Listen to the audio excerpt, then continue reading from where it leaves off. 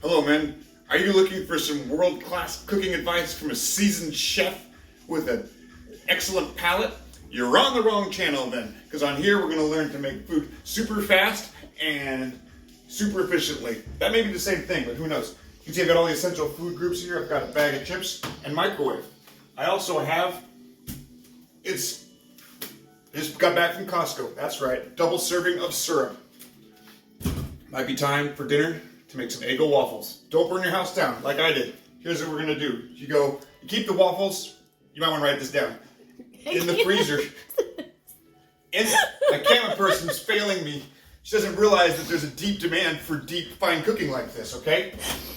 Look in here, okay? Don't take out the meat, okay? That was from a To Kill a Mockingbird where they put the meat on it. See? Looks a lot like the waffle, especially if you're not paying attention or been drinking. So, here we go. Probably not good to put that in the microwave. That's just unhealthy. So we're going to stick with the toaster. Put it on. We got a problem here. Something's not happening. Let's see. It's not plugged in. That's a big. You got to make sure it's plugged in. Works better that way. Okay. There we go. Now.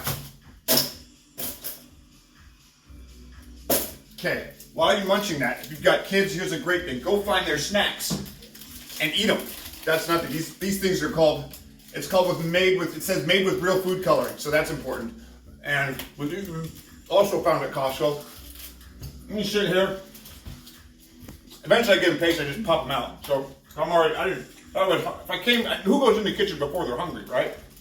So, think about a couple of things we're gonna make.